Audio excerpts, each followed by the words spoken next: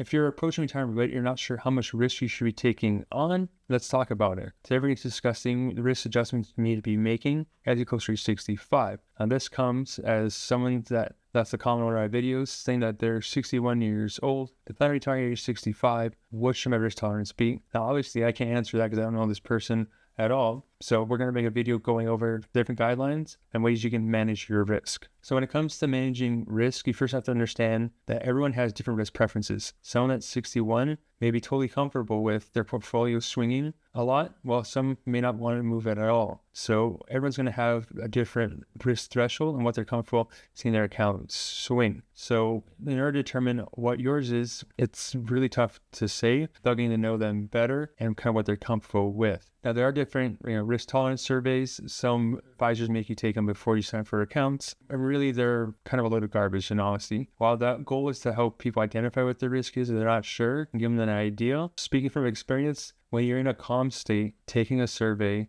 on hypothetical numbers that are not yours and how you may feel now versus how you're going to feel when it is your own money, when the markets are bad and the emotions are running high, are completely different. Now, I've seen firsthand people that have really aggressive mindsets. They're all about growth. But then when the market turns 30% of them, they're freaking out and selling, going to cash. It's a complete different emotional state when it happens to you. One of those questions when they use hypothetical numbers like, if my $10,000 investment became $8,000, what would I do? Well, you lost $2,000. Most people be like, I just leave it. But when it's $1 million that becomes $800,000, people start to freak out. It's still 20% loss either way, just the numbers are much bigger as you accumulate more wealth. So figuring out what your risk tolerance is from surveys isn't going to be an accurate representation. It can help you get in the general direction, but it's not going to be an accurate representation of what you can actually live with or be comfortable with. Only you're going to really know that. Now, in the past, I've used examples like the rule of 100, where you take the number 100, take away your age, and the remaining number is how much you should be invested in the stock market. So if I take 100, I'm 30 years old, take away 30, that gives me 70. 70% of my money should be in stocks. If I'm 60 years old, 100 minus 60 gives me 40. I should be 40% stock, 60% bond. It's one of those rule of thumbs that some people can use.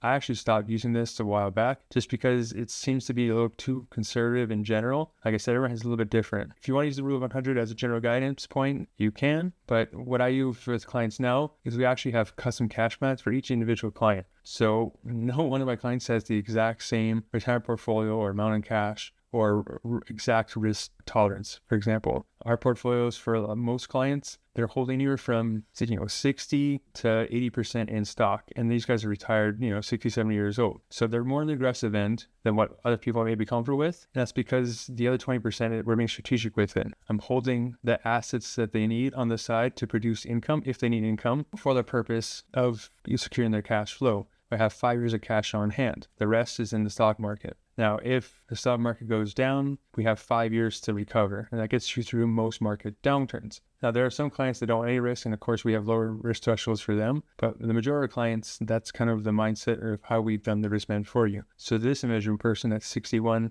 retiring in 4 years at 65, what's the risk be? It's going to depend on how much income you need. Do you need a lot of income from your retirement portfolio? Do you need nothing from it? And that was where I would start with first. If we're like, hey, we're going to need a substantial portion of income from this portfolio, then maybe you need to have the majority of it in something safe like cash and bonds. If you're retiring and you don't need any of it, there's really no reason to worry about it because you're not relying on that income. So again, it's going to be really custom to what the individual has. So for someone that's 60 or retired at 65, the answer to the question is always going to be, it depends. Rule of thumb though, I always have at least 2 years of cash on hand and 2 years meaning of income. So if I'm retiring, I'm thinking I need $2,000 per month from my portfolio. Well, that's great. That's $24,000 a year, double it, $48,000 per year. That's how much is going to be sitting in cash at all times to make sure I always have cash flow, regardless of what the stock market does. That way, when the markets are dropping, you don't have to freak out really because your income isn't changing. Problem people run into when they don't have cash set up, everything's in stock and they're selling stock as they need income. As the stock markets go down, they are selling at a loss, and or they'll just stop selling because I don't want to sell at a loss. Wait for it to come back. And it could be months or years for it to come back. And if you need that income, then you're really in a hard spot of wanting to sell or not taking the trips that you want to do, cutting back your lifestyle retirement, which is nowhere fun. As you're working, remember that your salary isn't based on how the stock market does that day. and neither should your retirement income. Now, the one thing you really want to avoid in this situation, though, is going overboard with being too conservative. I've seen people go completely to cash just a few years out for retirement, thinking that we need to secure all this money, I don't want to lose it, the election's coming up, whatever the excuse is. Now, whenever you go to cash, you should go to bonds, you're losing potential earning power for your money. It's going to be harder to maintain the portfolio in the long term when you start pulling from it. Because if your portfolio isn't growing more than you're pulling from it, it's going to start going down, and that's how you start running out of money. So people that often run out of money in retirement are those that either spend too crazy or they're just too conservative. They're not pulling out a lot of money. Their portfolio is not growing. They're just not taking enough risk to replace the income that they're pulling from. I've never really seen anyone run out of money because they had money in the stocks. Yes, it comes down temporarily when the markets go down, but it typically will come back. And if you have cash plans set up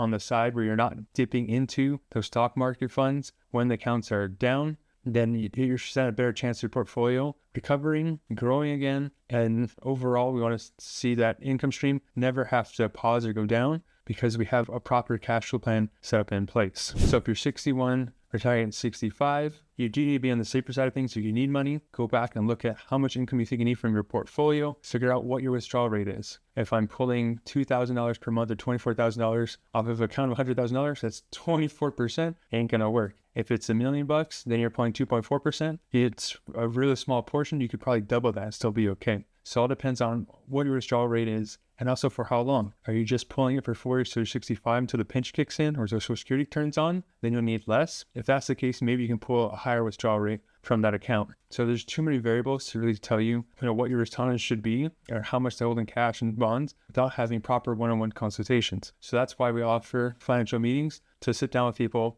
one-on-one and discuss these things in detail. However, the problem is a lot of people don't have advisors that they can go to for this type of talk. Every time you talk to an advisor, it's always about investment performance, or you got to pay me for this or buy this, they're too busy for you, and things like that. So I actually went ahead and created a new free community on a website called School. It allows us to create essentially a private group of people, all Washington State employees. They can come together and ask questions, answer questions. I'll be going live on Zoom at least once a month to do an Ask Me Anything session. So if this person was in that group and they hopped on the Zoom call, they can ask me right off the bat. Then I could really dive into the numbers and detail it and give that person a specific answer instead of leaving a general comment on top of a YouTube video. So if you're needing help, you want access to an advisor to ask questions and things come up like that, feel free to join the new School community. It's currently free, so there's no reason not to join. At the very least, you're gonna get some education. You might meet some other individuals in the group there. And I really think it's going to be a really good place going forward for us to learn and grow as a community together.